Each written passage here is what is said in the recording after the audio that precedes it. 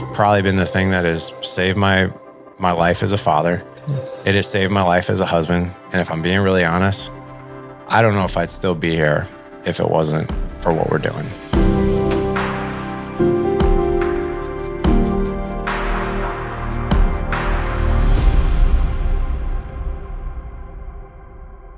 Welcome to Dreamers and Disciples. I'm really glad you've joined us today because I have a new friend on the show. We've got Larry Hagner. He is the host and founder of the Dad Edge podcast, which is a massive podcast to empower and equip and encourage fathers. I think it's actually the number one dad podcast in the world for the past 5 years with over 30 million downloads. He's written several books. He has a lot of different coaching programs for fathers, but he's releasing a new book called The Spirit of Fatherhood coming up. So I want to talk about all of that.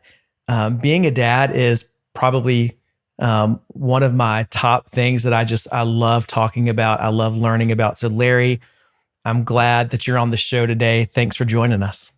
Man, thank you so much for having me. This is such an honor. I think so highly of you and your mission and what you stand for. You came on my podcast and just killed it. I just loved it. It's one of those podcast guests that I felt like the hour just flew by, and I could have talked to you all day, man. So thanks for having me. Well, thank you, my friend. I'm just ready to learn from you today as well. So, we're going to talk about all things being a dad. But first of all, tell us just a little bit about your family, your marriage, your kids. Just kind of give us a frame of reference there. Yeah, man. I was actually having a conversation with a good friend of mine who actually works for me now. He's one of my coaches in the Dad Edge Alliance, and we went to college together. And he's got 3 girls. He's married to just this amazing woman. I've got 4 boys, 18, 16, 10, and 8. I've been married now for 21 years as of this year to my wife. And both of my friend and I were talking. We're like, we are so undeserving of the life and the family that we have because of he's like, I remember what you were like in college. You remember what I was like in college. We were idiots, and the mistakes we've made and the face plants we've made, like we are blessed beyond measure to have like the women and that we're married to, the kids that we have. And I can truly tell you, man, I do not deserve the wife that I have. And I don't deserve these amazing boys that I have. Like, there's a part of me that truly believes that. And there's also a part of me that truly believes that, yes, I do. I am worthy of that. And that's also a battle that I think many of us face is like, I don't feel worthy to have this, but yet, I don't think that God gives us these gifts unless we're worthy of these things, right? And then it's our job and our duty to then, take care of these things, these blessings that have come into our life. But that is my story in at least my present state, which is married 21 years, 18, 16, 10, and 8, 4 boys. It's hilarity in my house, to be honest. I say things out loud to these young human beings that I think I did say back in college and at a fraternity party. And some of these things I say out loud, like, hey, who left a half-eaten peanut butter and jelly sandwich on the sink of the bathroom? Like I'm sitting here thinking, like, I can't even believe I had to ask that question in my house, but I did actually not too long ago.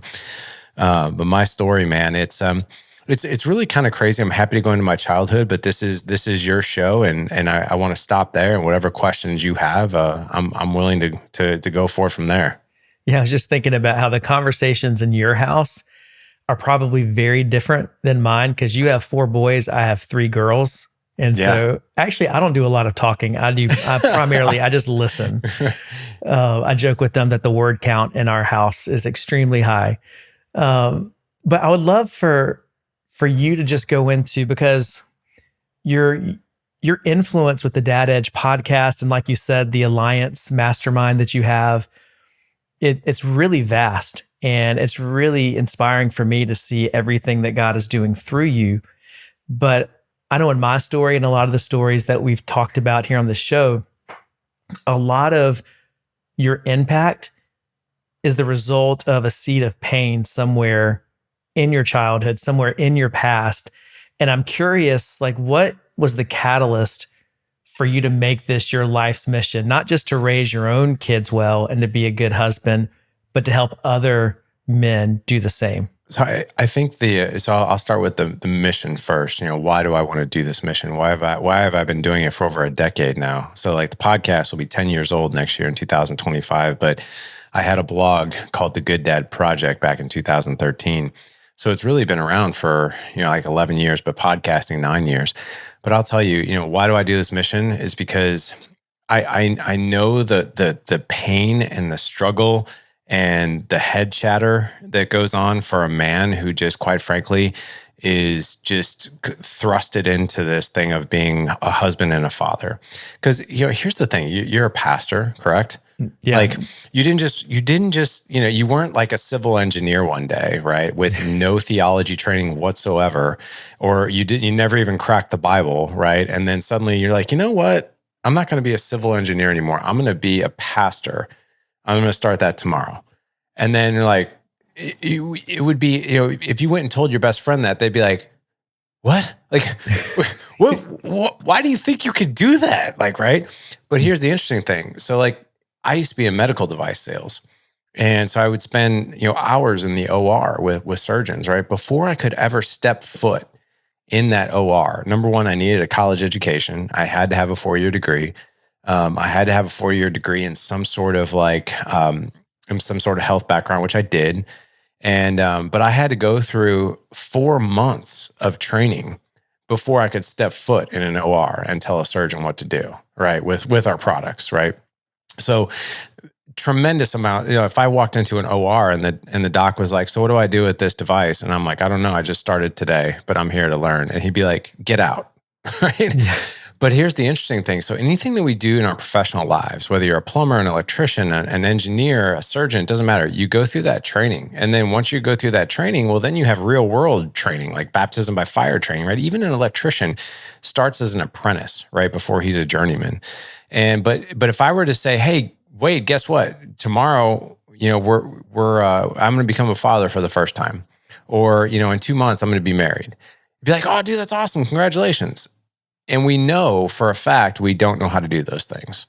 We have maybe a general idea of what it might look like, but we don't know the tactical skills that go along with that, right? So like for instance, if you want to be married, you have to understand tactical skills on how to connect with your wife, communication, connection, intimacy, partnership, right? At the end of the day, like, are we friends? How do we operate as friends? Also, how do we align as parents, right? That's a whole other skill, right? And patience is another skill. This is another one where I think men are just we really think that if we don't have patience, we're actually broken. Like it's actually a character flaw. Nothing is actually further from the truth. Patience is no different than emotional resilience and emotional regulation. It's just bottled up and packaged just a little bit differently into like this whole patience thing. But the good news is you can actually learn how to be more emotionally resilient. You can learn emotional regulation, right? So that's a long way to say that I truly understand what I was like before learning everything that we teach. I was lost. I was so lost. And this whole thing of like, don't worry, you'll figure it out. Man, I hated that. Mm-hmm. Like it was almost like getting in your car and it's like, hey, I want you to go find this suitcase that's on a porch. And in that suitcase, there's $1 million. I'm not going to tell you where it's at. I'm not going to tell you what subdivision it's in. I just want you to drive around. Don't worry, you'll figure it out. And that is a frustrating journey. But if I were to give you a GPS or a map and be like, here's where it's at, go get it, you'd be like, I know exactly what to do, where to go, what turns to make, and I'm going to do that. So why do I do this mission? It's because I understand how it feels to be in survival mode all the time as a husband, as a father. I know what it feels like to not know what the right next thing is. I know what it feels like to not know how to connect with your wife. It's a miracle that I'm still married. First 10 years of my marriage, it was mediocre at best, right? As Dad Edge got started because I made 3 promises to myself when I first got married.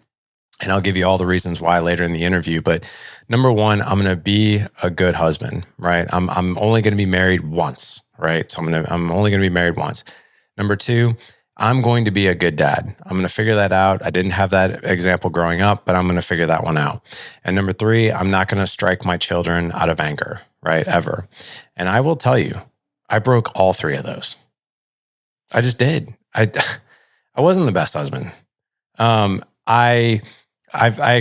only been married once, so I did keep that promise. But I wasn't the greatest husband. I would stonewall. I would withdraw. I was distant. I didn't know how to communicate.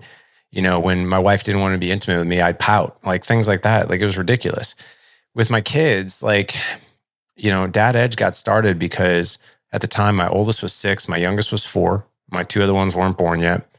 And I had a really bad day at work in medical device sales. I lost my number one customer. This was back in 2011. And I was terrified. I remember my customer calling me. I'd worked with this customer, this surgeon, for a couple years. And he's like, hey, man, like, I don't know how to tell you this. He's like, but we're moving on to your competitor, blah, blah, blah. Like, hospitals trying to save money, and it's nothing against you. It's just this product's cheaper and we're going to go with that. And it was $250,000 in business a year. And I was like, oh my gosh, like, what am I going to do? Like, I could be fired over this one. And not, if I was going to keep my job, my commission and our income was going to be impacted tremendously for 12 to 18 months. Bad day at work, mediocre marriage, struggling as a father. Just the defeat voices in my head were so loud. We were getting ready to move, which I hated moving. And at the time I was packing, the night that this happened, I was packing up my kids' playroom, packing up all their toys. And I spent like 3 hours packing up this one room, and I was pissed off at the world. I was just like putting stuff in boxes. I can't believe this day sucked. And my 4-year-old comes down, and I was getting ready to take a break, and he wanted to play in his playroom. And I'm like, hey man, I'm going to go upstairs. I'm going to take a break. I was like, I have these toys still out. I was like, these are packed up. Just do me a favor, play with these. Don't unpack these. I look back on that, and that was just like an idiotic expectation on my part. Like, really, did I really think a 4-year-old wasn't going to open up boxes and get toys he wanted out? Like, and I expected that he wouldn't. And I come downstairs, and he had ripped out a ton of toys, and I'm like, dude, what the heck? And with just reacting, I turned him around and I swatted him on the rear end, and unfortunately, I hit him, and he fell. And it was enough for me to hit him, like, that just got my attention. But then when he toppled over, I was like, oh my, I right away, man, I was like, oh my God, what did I just do?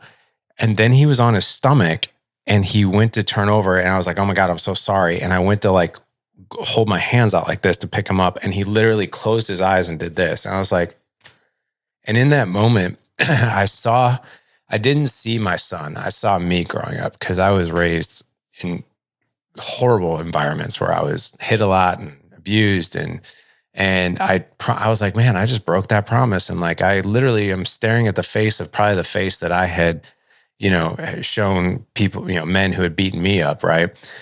And that was it, man. I went into my office that night, and that was the night. And this is where I truly think that God had a hand in all of this. I'm sitting there in front of my computer, and I went on Facebook, because when you have a bad moment, you're like, oh, I'll just go look at everybody else's life to distract myself. I got like tears running down my eyes, and I'm like, just scrolling through, and I'm just beating myself up emotionally and verbally in my head. And I see this little button in the corner. It said create a page. And I hit the button without thinking about it. And this thing pops up. It says, what do you want to name your page? And this is where I think it was like divine intervention, because I didn't think about it. It was just the Good Dad Project. I just typed it out. And that was like, I remember stating to myself, I was like, I'm going to create this page. And I never did it for a following. This was like my personal, like kind of like diary and journal. And basically I was like, I'm going to create this page, and I'm just going to go out and learn one thing new every day about what it means to be a more patient father, a better husband, a better communicator, a better man. I'm just going to leave it all right here so I can keep track of it. And that was the launching pad. I had no idea the following that would come after that. Like, I was blown away at like the reception and the followers and all that. And I was like, I can't even believe this is going somewhere. And my very first speaking event, which was kind of funny, was at a church. And I just remember like speaking in front of 300 women, because they wanted to hear like this story. And when I got done with that speech, I thought, I was like, man, maybe there's something here, because it was so well received. And then started the blog, and then I started the podcast. And I only started these things because I wanted to learn. And it still is that way. Almost 10 years later, it's still me learning. I mean, you came on my show, I learned a ton from you, but it's just been this really incredible learning platform. And it's probably been the thing that has saved my life as a father. It has saved my life as a husband. And if I'm being really honest, I don't know if I'd still be here if it wasn't for what we're doing. Man, that's a powerful story. I appreciate you just being so vulnerable and open, which I think is something that people respond to just with your podcast. is how just honest you are about the real struggle, is that you don't have it figured out. None of us do as fathers. But one of the things we talk about on this show sometimes is that a healthy dream is never a self-centered dream. There's someone else who's always on the other side of that dream. And what just spoke to me then as you were sharing your story is that it started out not for you to build this platform, to build this following. It was your kid on the other side of that dream. It was your wife on the other side of that dream. How do you actually love them and serve them and lead them? And then from that, God began to grow it. God began to use it. God began to change you. And so I just think that's a beautiful picture of how you just take like one step in front of the other without this master plan. And before you know it, God has built something really, really special through you. And so I'm curious now. So you've done this for 10 years. You've learned a lot. You've released several books.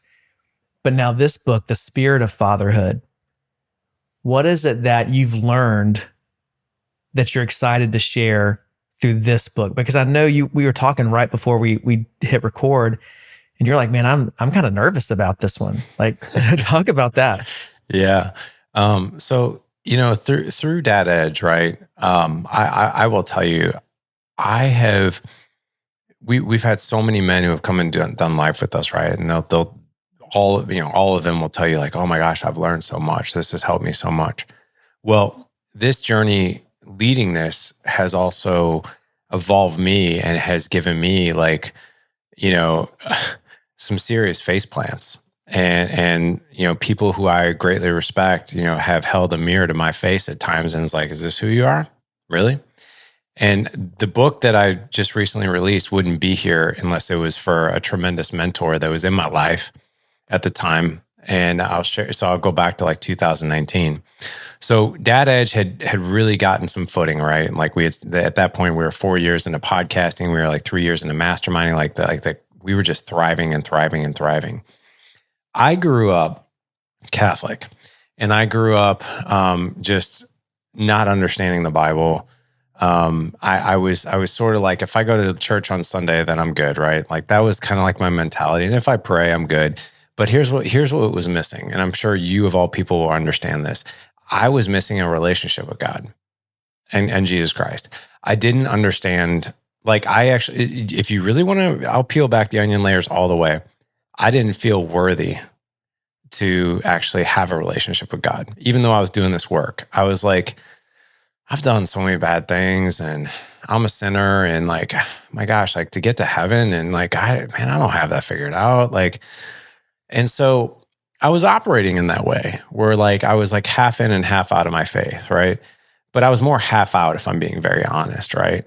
And what I was doing online, so like I would curse on my podcast a lot. I would drop the F-bomb. I would drop the F-bombs like when I'm in social media and that kind of thing. Like, and in my mind, I was like, I'm trying to rattle the cages and get men's attention so that they can like live the life that they want. And sometimes you have to rattle cages. That was my mentality, right?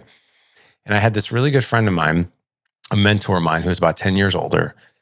And he invited me out for coffee one day. And I respected this guy so much. He was really well respected in the community and we were good friends. And like I said, he's kind of like an uncle to me because he's about 10 years ahead of me. And I knew when he asked me out for coffee, I was like, I wonder what Brian wants to talk about because, something's not right. So his name's Brian, and he took me out to a coffee shop, and it was the most awkward first 45 minutes of this 1 hour that we sat down because we were catching up. But I could tell that he had something very heavy on his mind that he wanted to share with me. And so we're going back and forth, and finally I'm like, Brian, why did you really ask me out here? What do you want to talk to me about? Because I can tell you do. And he's like, Larry, look. And he stood firm, but you could also tell he was nervous. He's like, look, been watching you online. I listen to all your podcasts. He's like, you've spoken at some of my events. He goes, some of the language that you're using in your approach, is that really who you are? And I'm like, and then the ego jumps in. And I'm like, yeah, yeah. I was like, what's the problem, Brian? Like, that was like my attitude. Like, now I look at that and I'm like, yeah, what a jerk, right? But I'm like, yeah, Brian, Yeah. He's like, why? And I was like, Brian, like, listen, like sometimes you got to rattle some cages to get the attention of a guy who needs help. He's like, is that the way to do it? And I'm like, what are you getting at? And he goes, what's your relationship with Jesus Christ? And I'm like, Brian, come on, man. Like that was my response. I was like, what do you mean by that? He's like, do you have a relationship with Christ? And I'm like, yeah, sure. I was like, I go to church. He's like, that's not my question.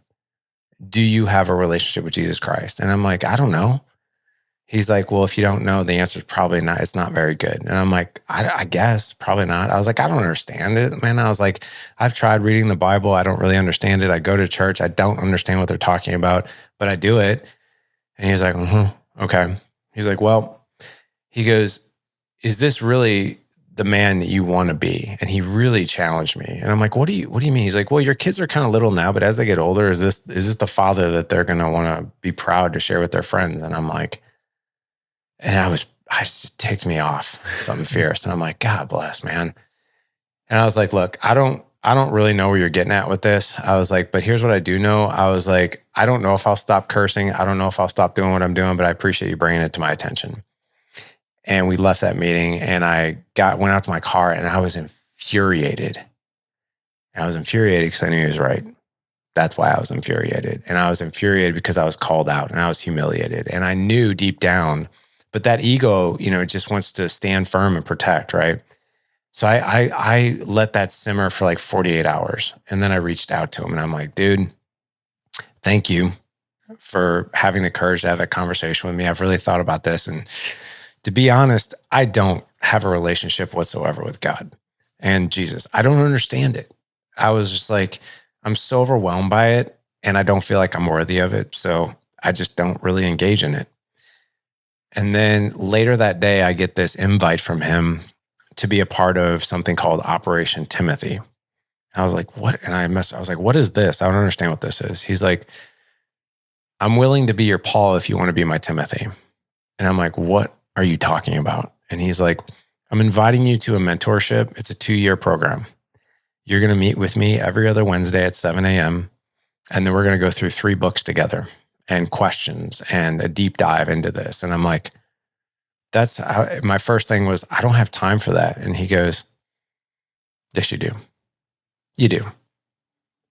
And if you don't, this should absolutely be a priority. And I'm like, okay, I respected him. So I was like, okay. I was like, what is this all about? And he's like, just say yes to it. And I'm like, okay. So for 2 straight years, we met every other Wednesday at 7 a.m. for an hour and a half. And we went through these 3 books. And I started really understanding the Bible. And I really started understanding Jesus. And I really started understanding God. And I just felt fulfilled, like beyond measure, like beyond anything that I can ever even describe. And it almost even kind of makes me emotional because I often wonder, where was I at without this, And that was so fulfilling to me. And I went like full bore with it, like where I'm really involved with my faith and I pray and I know how to pray now. And I know what forgiveness is all about and grace and why Jesus died on the cross. Like I understand all these things now, but still like I feel super green with it. Right. So I started that back in 2020. And so I'm like really just 4 years kind of into this. And like I said, this publisher approached me and asked me to write a book about my faith and, how I go about fatherhood. And I just laughed at it. In the beginning, I was like, you got the wrong guy. And that's when they said that, well, like, look, we just like your approach that you don't preach from a pulpit, you're very authentic and real and all your dirty laundry's out there. And we think that's super relatable. And if you could write a book about your faith and how you approach fatherhood in that way, we think that would be really, really remarkable. And I was like, that I can do. Like, so basically you want me to write this book as if I'm figuring it out too, right? And they're like, absolutely. I was like, that I can do. So that's really what this book is all about. I have a thing or two figured out, right, that I'm sharing in the book, but it's also the share of like the journey and the approach to this whole thing of fatherhood and marriage through that lens. We'll get back to the show in just a moment, but I want to personally invite you to join my new mentorship. This is the Joyful Leader Mentorship. It's a journey to help Christians with a public platform avoid burnout and find deeper fulfillment in their private lives. So if you want to know more about the Joyful Leader Mentorship, just go to wadejoye.com/the Joyful Leader, or check the link in the show notes and YouTube description. All right, back to the show. First of all, I'm just struck by just where your life would be if Brian hadn't done that. In fact, you were talking about rattling other men's cages. He through his kindness but yet firmness, he rattled your cage in a way that 100% you needed. And how we need more men who are willing to be in relationship with other men like that. And who really care enough about them to say hard truths, and then for us to be able to receive that. So I think that's a great example for the men listening. But I'm curious, what is it about your faith in the last 4 years? How has that changed your approach to fatherhood? Because I imagine that kind of works its way into the book. How is this understanding of who God is and forgiveness and grace, how is that giving you a new lens of how you look at your own life as a dad? Sorry, I'm just kind of pausing because this is the first interview I'm actually talking about the book, and it's hitting me kind of just a little harder than I thought. So, like, I grew up without a father. Half my childhood was spent with a father figure, and then the other half was spent without one, with just absence, right? So just me and my mom. And then my mom was married 3 times, and then she dated men in between. So it's kind of like this, I call it this revolving door of toxic men that came into our lives. They were all partiers and drunks and drug addicts and abusers, and it was horrible. And some guys would start out good, and some moments were okay, but overall, it was not a good experience. My biological father was out when I was 1. I had a brief interaction with him when I was 12. We had a relationship for about 6 months, and then he left again. And then I met him 18 years ago in a Starbucks when I was 30 years old, when I was in the Starbucks for a business meeting. The guy just came walking in, and we reintroduced ourselves back into our lives. So my dad is now a part of my life. He's been married to the same woman for 46 years. I have 2 younger half brothers. He's a successful entrepreneur. But to answer your question, I didn't have that father. And what I found, there was a part of me, I think, growing up, and even into being a dad myself, this theme of not being worthy was so powerful. And I think that feeling of being unworthy, to be honest, is such a tool of the enemy now, because he wants you to feel that way. The enemy wants you to feel guilt and shame and unforgiveness and unworthiness, because that keeps you from God, keeps you from that relationship, which it did with me. So to answer your question, how do I approach it? I feel like for once in my life, I have this father, right? This heavenly father that accepts me where I'm at, always forgives me for messing up, which I do. And that door is always open for me to talk to him. And there's also some tough love that I get, at times too. There are times, even through writing this book, I went through a season when I was writing the book of extreme challenge. There were challenge after challenge after challenge after challenge. It was almost like it was spiritual warfare at its best.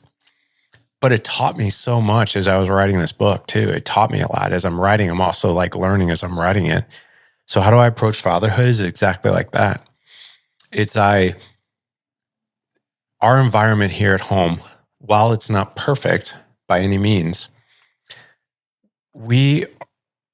me, my four boys, my wife, like we're all so incredibly connected. And I think a lot of it has to do with the fact that we all meet each other where we're at. There is no shame. There is no guilt. There's no blame and pain in these tools that I think a lot of maybe some of our parents like, and even parents today like to use with kids that keep them at arm's length. So our approach is like, you know, when wrongdoings is done, that doesn't mean you get out of jail out of free card. However, you're not going to be loved any less. You're not going to be guilt ridden with shame and blame and pain. There's going to be conversations, but it's going to be out of love, right? There's always going to be forgiveness. Forgiveness is always available here, no matter what. We always tell our kids, there's nothing you can't do that you can't come home, ever, ever. You can always come home, no matter how bad it gets out there for you. And that's the same approach that my wife and I have. Like when things are bad, come towards me, not away from me, right? And if you're asking me how we approach, that is the overall arc of how our family approaches within my marriage, within fatherhood, and even within siblings. Like this is who we are, and you can always be here, and there's always forgiveness, and there's always conversation, and there's always support. Yeah. I think that's really powerful because so many, not just men, but women too, so many people have just don't have a good representation of what a good father is. And sometimes it can be so hard to realize or to see God as a father because you have no handles for it. But I think once you really understand what it means that he is an ever-present help, that he is full of grace, his heart is for you, not against you, changes everything if we can really get that into our heart. But like you said, the enemy wants us to feel shame, to feel guilty, to feel like we can't approach God or that we can't do what he's asked us to do, because it causes us to shrink back. So I think as a dad, sometimes for me, I can get so in my head where I'm like, oh gosh, am I not doing enough? Am I doing too much and I'm not giving them room to grow? Did I say the wrong thing? Was I too harsh here? And I can get so paralyzed in my thoughts that I just feel like a failure as a dad. And I imagine you probably talk to a lot of men that have that same narrative in their head. What do you say to that? How do you learn from your mistakes, but not live in them? Yeah, give us some advice there. So like, it's interesting that you say that. We had a guy that chimed in the Alliance group on a post, and he's like, hey, I'm really, really struggling. Basically what it was is he paid a large amount of money for an email list for a business that he wanted to eventually buy. And basically what he found out was he really got he got screwed over. And so it was this long post, and it was like, hey, does anybody know an attorney? I need to get out of this contract, yada, yada, yada. And then he listed off a few of the things that he had recently done wrong. And he started like, why am I so dumb? I'm just an idiot. Like I keep messing up. Like there was this talk, this toxic talk. And there's a lot of guys who really chimed in to support him. And I did as well. But I also kind of gave him some tough love. I'm like, hey man, these words that you're using, and I copied and I pasted them, like all these things that you're using to describe yourself. Would you say this to one of your kids? Would you say this to your best friend? Why are you saying this to yourself? Like, what good is this doing? Right. And so, yeah, I have yet to meet a man who doesn't go through that in some way, shape, or form, whether it's frequently, every now and again, or middle of the road, but we all go through that. The thing that I always encourage men to think about as they're going through these struggles is like, do you have life all figured out? When they're like, well, no. I'm like, well, do you still make mistakes? Well, yeah. Do your kids have life all figured out? And they're like, oh my gosh, no, not at all. Well, do they make mistakes? Yes. Are they going to make mistakes? Yes. Would you talk to them like this? The things that you say quietly to yourself that nobody else hears, would you say that out loud to somebody that you love and care about? And the answer is always, well, no, I wouldn't. then why do you do that to yourself? If we can actually even reframe, and here's the thing too, there are times where my kids will mess up on something and I'll hear them say, "Oh my God, I'm so stupid. I cannot believe I did that. I constantly mess up. I am dumb." And I'm like, "Ooh, no. So I'm their earthly father, right? I'm not their heavenly father, but I'm their earthly father, right?" And I hear my son say something like that about himself. I'm like, "Oh, no. That's not who you are. That's not how you're made. It's a mistake. You're human, right? And there's no reason to talk about yourself this way. It actually hurts my heart to hear him talk about himself that way." So I think about this way of like, well, what does he think when I'm saying this about myself, even if nobody else can hear it, but he can, and I can. Like, so I love the approach that that that Christ has, that Jesus has, and that God has, is that, you know, that's a waste of time. It really is. Yes, you made a mistake. And what do you do when you make mistakes? You ask for forgiveness, right? Or you learn. You don't constantly pour kerosene on the campfire and beat yourself up and berate yourself, or anybody else for that matter, right? He doesn't want to hear that. Neither do I. And we don't want to hear our kids saying that about themselves. Yeah, I think our kids even watch how we process failure to learn how they should do it themselves. Yeah. And so, how do you navigate even like admitting you're wrong as a dad to your kids, or asking for forgiveness? Is that hard for you to do? How have you gotten better at it? Have you seen them respond to it in a certain way? I would say asking for forgiveness from my kids is actually a superpower at this point, because I do it so often. I actually did a podcast with my oldest son about this, and he pleasantly surprised me because I didn't know what he was going to say. We were actually on a Q&A, a live Q&A with a bunch of our guys in our membership community. And the guys asked my son, what is something that you love and respect about your dad? And I was like, or something that he does that you love and respect. And I was like, this should be interesting. And he was like, when my dad apologizes. And I was like, really? I was like, that's it. And he goes, yeah. He goes, I know when you mess up, and I know when you mess up. And then when you apologize, I'm like, oh, there it is. He's like, but it's one of the most masculine, manly things that you do. And I was like, that's the way he described it. I was like, are you serious? He's like, yeah. He goes, because you're owning a mistake. But here's the interesting thing. I grew up in a house that if a parent made a mistake, there was no apology.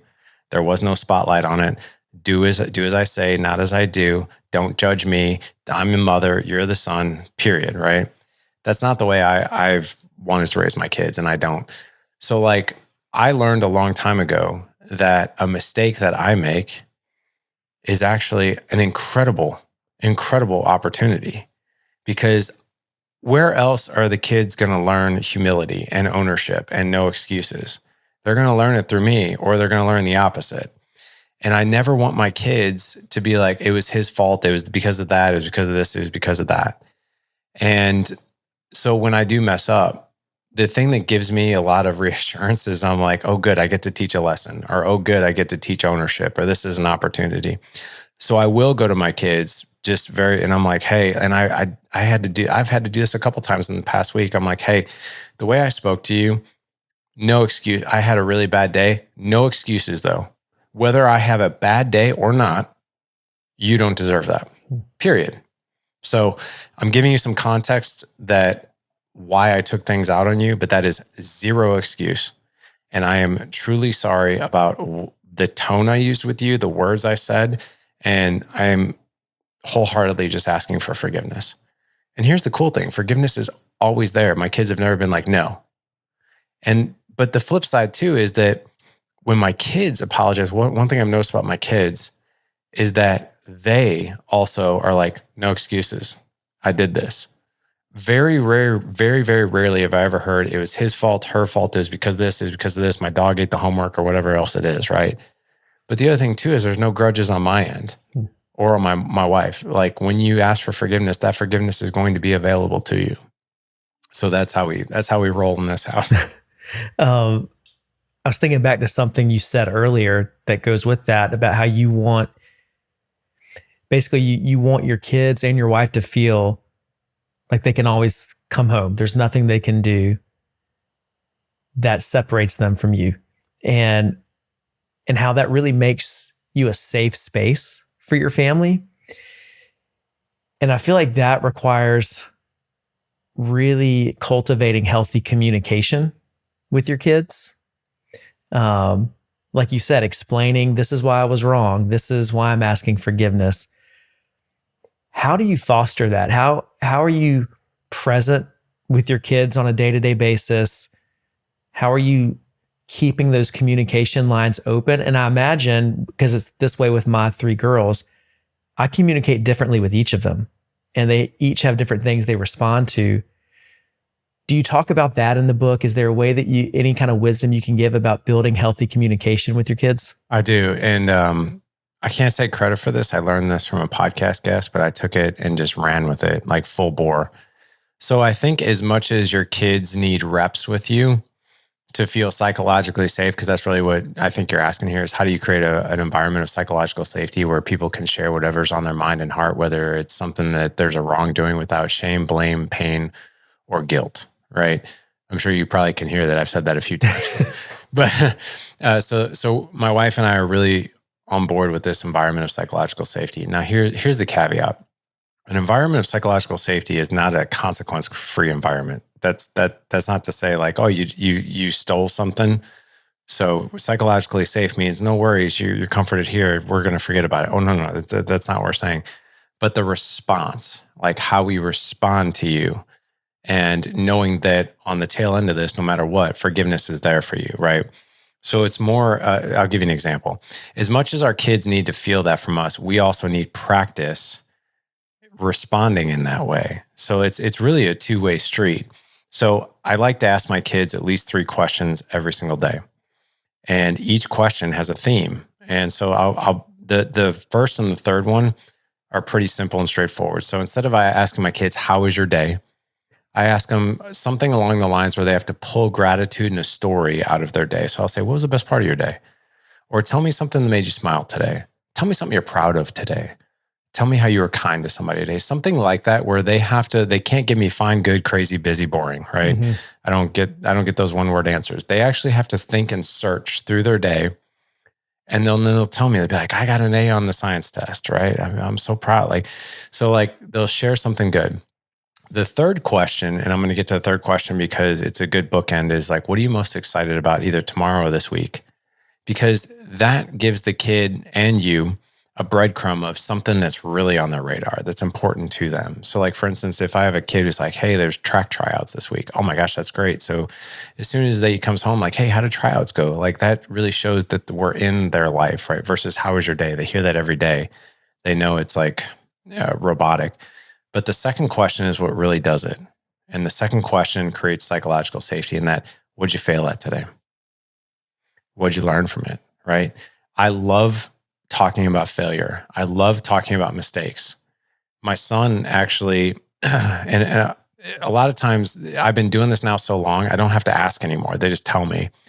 But if they say, I'll give you an example. So me and my oldest son went on a date night last year around this time, and we went to go see the season finale of season 3 of The Chosen. And then we went out to eat. And I'll phrase this question a little bit differently sometimes. And we went out to eat. We watched the movie. We went out to eat. And I said, hey, Ethan, I go, I'm going to ask you a question. I have no agenda whatsoever. I'm not baiting you because I have no idea what you're going to tell me. It's been a while since you and I have sat down and really had an in-depth talk. And the question is this: is there anything that you want to share with me that you've been holding back, or something you think I might not understand? And he immediately was like, so I knew something was coming, right? But we had I had asked him like about failure and challenges daily. And he's like, yeah, he goes, Dad, I found out today that I have 2 Fs in school right now, and he doesn't get Fs. And I was like, so here's how I used to get, responded to that If I came home and told my mom that, what do you mean you got 2 Fs? We don't get Fs in this family. What have you been doing? I knew you were watching TV. What's wrong with you? You do not get Fs. You're grounded from TV. You're grounded from friends until those Fs come up, period. Like, boom, right? Mm-hmm. Right in your face. And basically, I'm making a mental note of like, okay, I really can't tell you these things because I'm just going to get blasted. That's the mental note that the kids are making. So my son said, I have 2 Fs in school right now. So the first step is get very curious, right? Actually, the first step is to praise for courage. So here's what I do. Now, there's a part of me that's like, you got 2 Fs? And I'm sitting there thinking like, I've been seeing you on your phone. I've been seeing you waste time. Like, I know, but I'm not going to do that because he's opening up. So I'm like, ooh, well, that took some courage to tell me. Huh? Yeah. I was like, you know what? Good on you, man. Like, that took some courage to tell me. Thank you for telling me that. So tell me more. What's going on? Right? And I don't say, why do you have 2 Fs? Tell me more.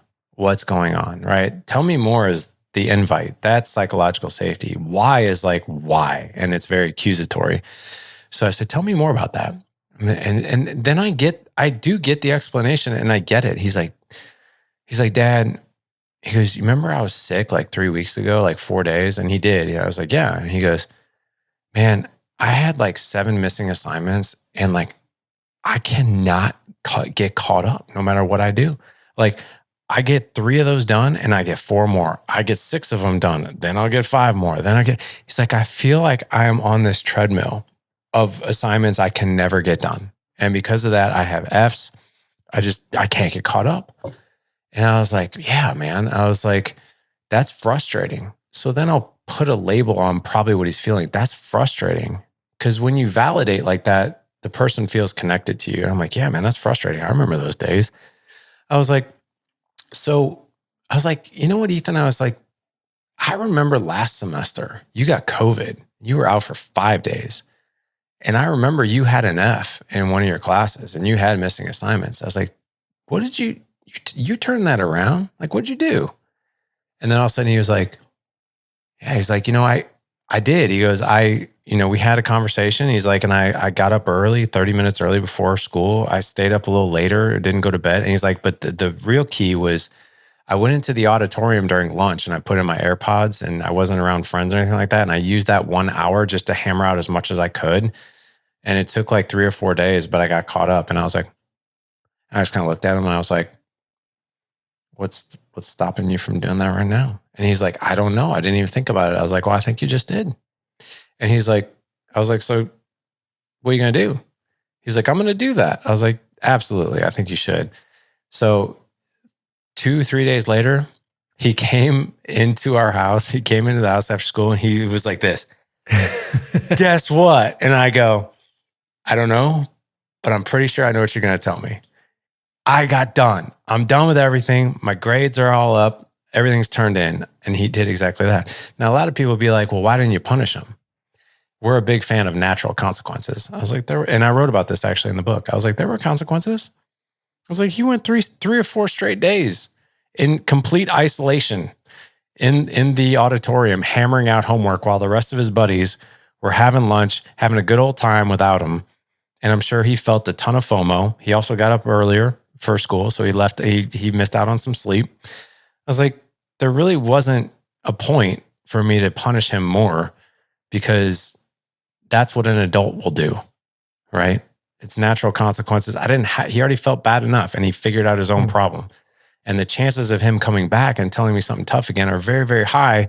And the funny thing is this, he's like, man, thank you so much for helping me, Dad. And I'm like, I really don't think I did anything. He's like, no, you did. I was like, I really didn't. Like, I didn't give you any advice. This was all your idea. He's like, yeah, but we were able to talk about it. So I knew what he meant, right? But it's creating that environment where someone feels safe to tell you something really hard, but then you're the guide to help them figure it out. You're not the punisher. You're the guide to help them figure it out. And yes, there's going to be natural consequences. And there are times that we add consequences to it if it's really severe, but we normally don't have to. I love just the concept of natural consequences. I think that's a really helpful handle. And the fact that you were teaching him how to think and how to push through and how to like really grow his character, but he was, like you said, you're a guide. He was coming up with the steps he knew he needed to take. He just needed some help taking them. So that, I think that's a great example for us. As we start to kind of bring the interview to a close, I want to be respectful of your time. What is the one message you want men to take away from this book? Like who did you have in mind as you were writing it? And what is the thing that you're like, if they can get this, all that spiritual warfare, all that frustration in writing it, all of it was worth it? Man, that's such a good question, and I'm so not in the practice of even answering these yet. But if I'm thinking of the whole book in general, and I think the book is this: there's a great deal of men out there that don't feel worthy that they're up for the job of fatherhood because they're flawed. I shouldn't say they. We are flawed. We are imperfect, and it's a huge responsibility that none of us think that we're even worthy of. And what I think this book really lays out is that you have a heavenly Father that loves you, that wants to help guide you actually through this whole thing. And you know what's really cool is we aren't worthy to do it, but He's made us worthy to do it, right? And it's because of the help and the assistance that we get from God to do this job very, very well. We don't have to go at it alone. We have our heavenly Father to guide us, right? And one of the coolest things that we can do is help our kids understand that as well, because they're going to be older at one point. They're going to be raising our grandkids. And if we're going to break the cycle of this thinking that we're not worthy, or this going about, fatherhood with shame, guilt, blame, pain, all these things that we were probably raised with ourselves, and we can, not only from a spiritual level, but from an everyday, earthly, even tactical level, of loving our kids how we are loved, right? And raising our kids how we are raised. I mean, there are times, right, where God is going to put us through a tough season, and it's to teach us something. And if you really think about it, we do the same thing as fathers. Like, we have to give tough love at times to teach something, but that's really okay as long as it's done from the right place. So I think that in this book, it will give you just a guide around all of those things. And it doesn't matter if you're a new father, or if you have older kids, it's for everything in between.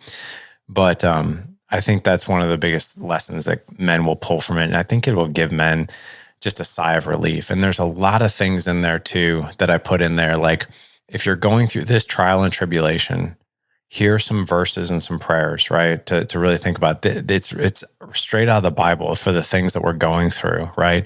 Whether it's like disconnect in our marriage, right? There's verses in there that help us with that. If we don't feel like we're patient with our kids, there are verses in there. If we're anxious about our life and how we're going to do things or whatever, there's verses in there about that. And then the end of the book, there's several different types of prayers for the different types of struggles we go through as men, husbands, and fathers. Well, I'm just thankful that you wrote the book as a dad. I'm excited to glean everything that I can from it. And I highly encourage everybody listening or watching, get the book, start following the Dad Edge podcast if you don't already. Larry, can you tell people the best ways to get involved in your world? Sure. I always tell people, hey, start with the podcast. We have enough content there to keep you busy for probably years, almost 1,200 episodes. So that will help. We also have a free Facebook group called the Dad Edge, Dad's Living Legendary. So I think we have about 20,000 guys who are a part of that. Tons of resources on the website as well for marriage and parenting and patience at thedadedge.com. I'm very active on Instagram, which is the Dad Edge. So pretty much everything the Dad Edge, you can find that. And if you want any information about our mastermind, that's also on our homepage, as well as thedadedge.com/mastermind. Awesome. Well, this has been, just selfishly, this has been a really encouraging and helpful interview for me, just to give me some new things to think about as my wife and I try to steward the 3 girls that God's entrusted to us. So thank you for the work you're doing. I think it's so needed today. Thank you for just what you're trying to build into men all over the world, really, to be better husbands, to be better fathers. And so I just want to thank you for that. Thanks for sharing your time with us on the podcast today. Really appreciate you and your friendship. And I want to thank all of y'all for joining us for Dreamers and Disciples. So please share this episode with another dad that you know that could be benefited from it. Share the book. And then like and subscribe, do all the things on YouTube, Apple, and Spotify. And we'll see you back here next week for more Dreamers and Disciples.